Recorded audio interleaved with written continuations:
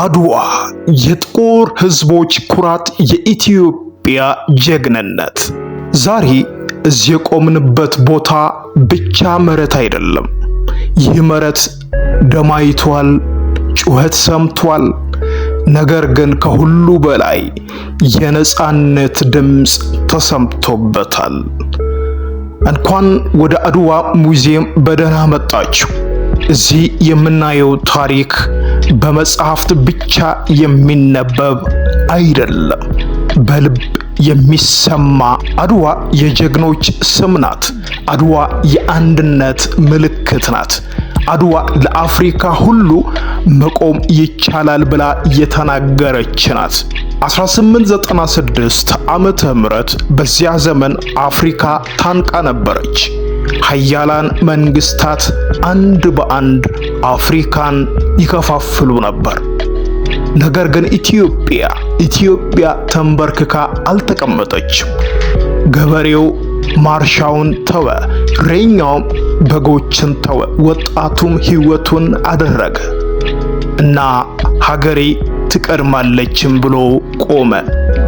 አፄ ምኒልክ ሁለተኛ ብቻ ንጉሥ አልነበሩም፣ የሕዝብ ልብ ያወቀ መሪ ነበሩ። ሀገሬን አልሸጥም ያለው ቃል በታሪክ ውስጥ ይኖራል። ከሰሜን እስከ ደቡብ፣ ከምስራቅም እስከ ምዕራብ ሕዝቡንም ሰበሰበ። በብሔር ሳይለያዩ፣ በሃይማኖትም ሳይከፋፈሉ።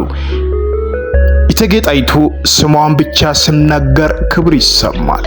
እሷ ከጀርባ የቆመች ንግስትም ብቻ አልነበረችም፣ በግንባርም የቆመች ጀግናም ሴት ነበረች። የውሳኔ ጽናቷ፣ የሀገር ፍቅሯ፣ የጠላትን ተንኮል ማንበብ ችሎታዋ በአድዋ ታሪክ ውስጥ በወርቅም ታሪኳም ተጽፏል። ታሪክ መጽሐፍት ስሞችን ይጽፋል፣ ነገር ግን ያልታወቁ ጀግኖች ብዙዎች ናቸው። እናቶች ልጆቻቸውን እያለቀሱ ሸኙ። ሞት ከህልም ይሻላል ብለውም ወጣቶች ዳግም መመለስ እንደማይችሉ እያወቁ ወደ ጦርነት ገቡ። ይህ ነው አድዋ የህዝብ ድል። አድዋ ሲነገር አፍሪካ ሁሉ ትቆማለች። ይህ ድል ጦርነትም ብቻ አልነበረም፣ የክብርን መመለስም ነበር። ከአድዋ በኋላ ብዙ አፍሪካውያን በኩራት እኛም እንችላለን ብለውም አመኑ። የአድዋ ሙዚየም መጎብኘት መመልከት ብቻ አይደለም፣ መንፈስንም ጀግንነትንም ታሪክንም መላበስ መሞላትም ጭምር እንጂ። እኛ የእነዚህ ጀግኖች ዘር ነን። እኛ የእነዚህ ጀግኖች ሕዝብ ነን። ክብራቸውን መጠበቅ ግዴታችን ነው። አድዋ አትሞትም፣ እስከ ዘላለም ትኖራለች። አድዋ የጥቁር ሕዝቦች ኩራት ጭምር ነች። እዚህ ቦታ ላይ ቆመን ስንመለከት የድል ጩኸት እንደሚሰማም ይመስላል። 1896 ዓመተ ምህረት በአፍሪካ መሬት ላይ የተጻፈ ታላቅ ታሪክ እዚህ ተፈጠረ። በዚያ ዘመን አፍሪካ እየተከፈለች ነበር። ነገር ግን ኢትዮጵያ አልተከፈለችም። ለምን? ምክንያቱም አድዋ ነው። ንጉሠ ነገሥተ ምኒልክ ሁለተኛም ብቻ አልነበሩም። እቴጌ ጣይቱ፣ ራስ መኮንን፣ ራስ አሉላ፣ ራስ ሚካኤል እንዲሁም ሺዎች የሚቆጠሩ የኢትዮጵያም ልጆች ነበሩ። ወንድም ብቻ አይደሉም። ሴቶች ውሃ ተሸክመው ቁርስ አዘጋጅተውም፣ አንዳንዶች እንኳን በጦር መስመር ላይም ቆመም ተዋጉ። ይህ የህዝብ ጦርነት ነበር፣ የህዝብ ድል። አድዋ ሙዚየም ውስጥ ስንገባ የጦር መሳሪያዎች፣ የንጉሳዊ ልብሶች፣ የድል ምልክቶች እንደምናገሩም ይመስላሉ። እኛ ነፃነን ብለው እንደሚጮሁ ይህ ድል ለኢትዮጵያን ብቻ አልነበረም፣ ለጥቁር ህዝቦች ሁሉ ተስፋ ሆነ። ከአፍሪካ እስከ አሜሪካ አፍሪካውያን ሊያሸንፉ ይችላሉ የሚል መልእክትም ላከ።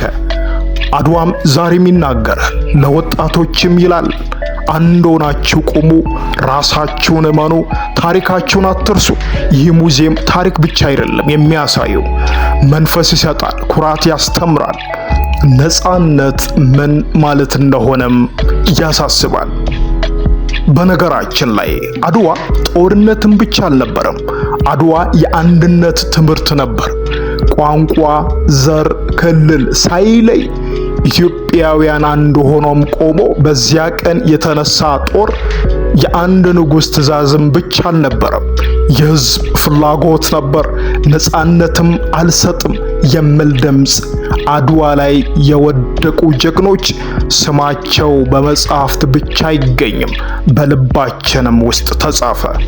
እነሱ ስለ እኛ ሞቱ፣ እኛ ስለ እነሱ እንናገራለን፣ ታሪካቸውንም እንዘክራለን።